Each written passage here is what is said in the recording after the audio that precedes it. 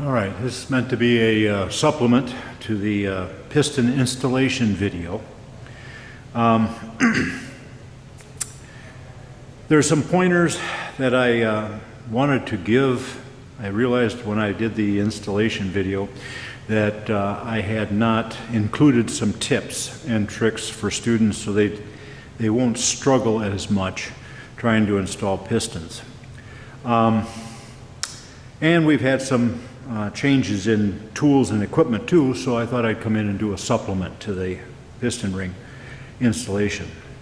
Over the last 30 years, watching people and students installing pistons, one of the things that I've noticed they've done that really causes problems for them is when they go to install the piston rings, they have to be very careful with the expander.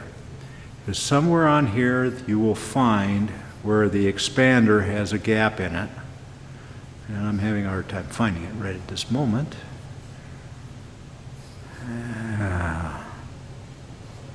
There it is, there it is.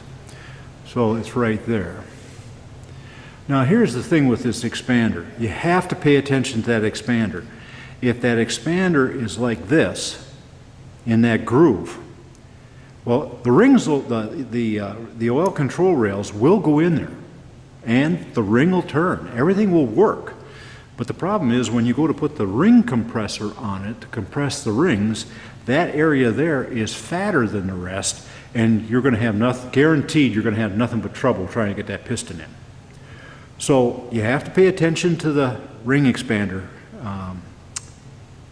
I lost it already. See, it's so hard to find. Right there it is. Okay. You got to make sure that those two ends are bunted together. If they're bunted together, you're good.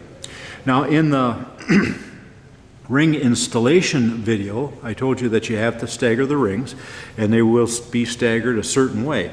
Now what a lot of people don't realize is the reason they stagger them is, of course, for so they don't scratch the cylinder wall on first startup. It helps to balance the engine when it's freshly rebuilt. Okay, so you start it up, it runs smoothly because you have even compression on all the cylinders.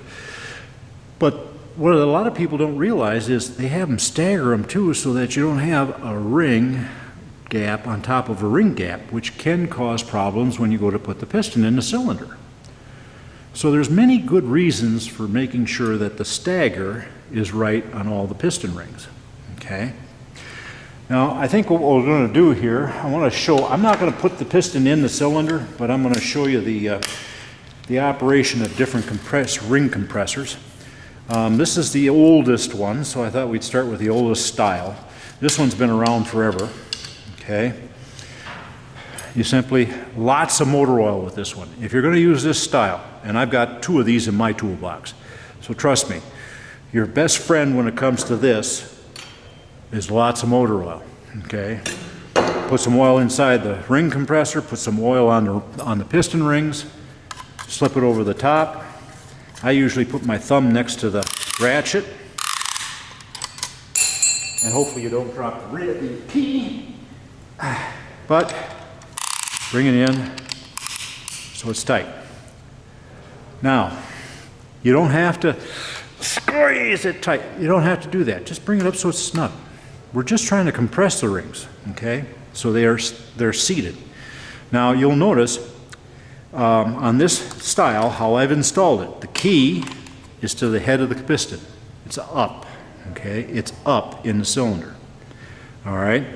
Don't put it upside down, because the reason you do that is because there's a little raised section here, and here, and here, all the way around this ring compressor.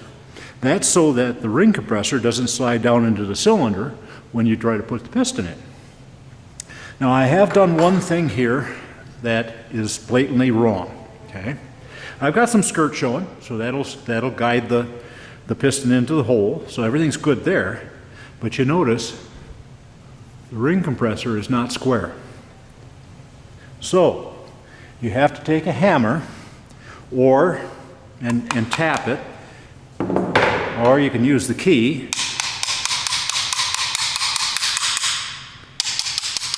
and tap it all the way around so that the ring compressor is square. You see that it's nice and square. Now sometimes it'll loosen up then. So then what you got to do is just go in here and see if you can get another click. And I got one click. That may even be too tight, but we'll see. Okay. Now, obviously everything works the same way. Set the skirt into the cylinder. Hold the ring compressor tight against the engine block or deck, and then you should be able to just push it in. Now with this one, because it's high friction, you've got full contact with the piston ring, you may have to use a piston knocker, okay, to knock it in. Or if you don't have one of these, I never did, just a wooden handled hammer, ball peen hammer, just tap it in. That's all you got to do, okay? Now remember, you got to hold this tight against the engine block, and it'll slide right in, okay? All right, well, let's see if it'll pull off. Usually you can just slide it off. Now remember, you know, if you're using a low friction unit, which is going to be one of our next ones, it should slide right off, okay? So that's the oldest style. It's been around forever, okay? That's the one I learned on too. So we got that one. Let's see if we get it over here. Probably the next newest one is the band type, and now you got to figure out which one you need. Let's see, 3.8 should be that one. We'll find out here in a minute, see if I'm wrong. I never get it right the first time. It's got a locking handle on it, okay? Just hook it in, and hopefully make sure your piston rings are in the right spot. Yeah, one moved around on me. And it should slide it over the top. And then you just squeeze it down. Oop, I missed a ring. So I got to release it. Usually I do this in a vise. It's a whole lot easier. So you have an assembly that looks like this. Okay. Now this is another one of these units that you got full contact with the piston ring. Lots of oil. Oil is your friend with these things. Otherwise you're going to have problems. And the same rules apply. Okay. This ring, this compressor has got to be tight against the engine block. If this isn't tight against the engine block, you're going to have problems. It doesn't matter what ring compressor you got here, if you don't have this thing pushed tight against the engine block, when you go to push the piston in, you're going to have trouble. It's that simple. Okay? So this is another style. This one is a little unwieldy when you start driving the piston in because everything wants to fall apart when you take it off. Okay? When it finally drops into the cylinder, all this other stuff will fall off. Okay? But a lot of European manufacturers, this is what they use. Okay. All right, so that's that style. Again, lots of motor oil. All right. So now our next one, obviously, is our low friction unit. You don't need as much oil, but when it comes to installing pistons, if it's your first time putting pistons in, oil is your friend. So don't be afraid to use a little oil. But again, this one works the same basic way. You've used these before, or if you've watched the video, you've seen me use it. That light is pissing me off.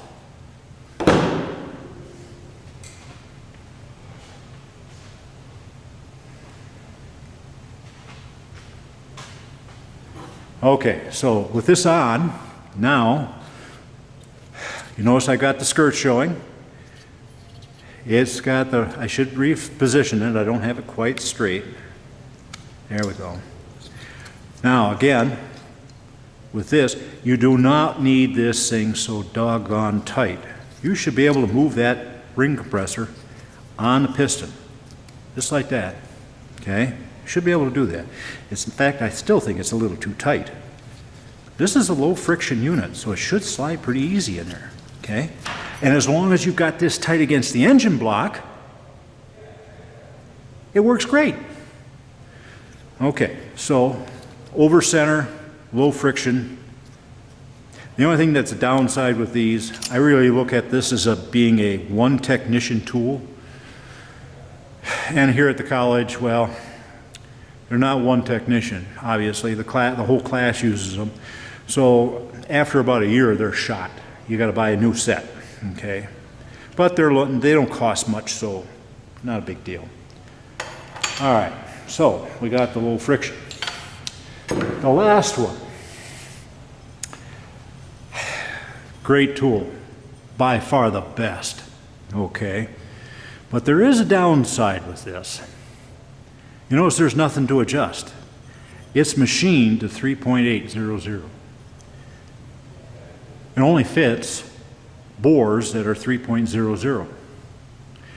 So if you have maybe a 10,000ths over, it'll work. But if you've got a cylinder or a piston that's 3.750, now this won't work. You got to buy another ring. And you'd have a whole wall of these things in your shop for all the different size pistons that there are in car engines. But by far, this is the easiest one to use.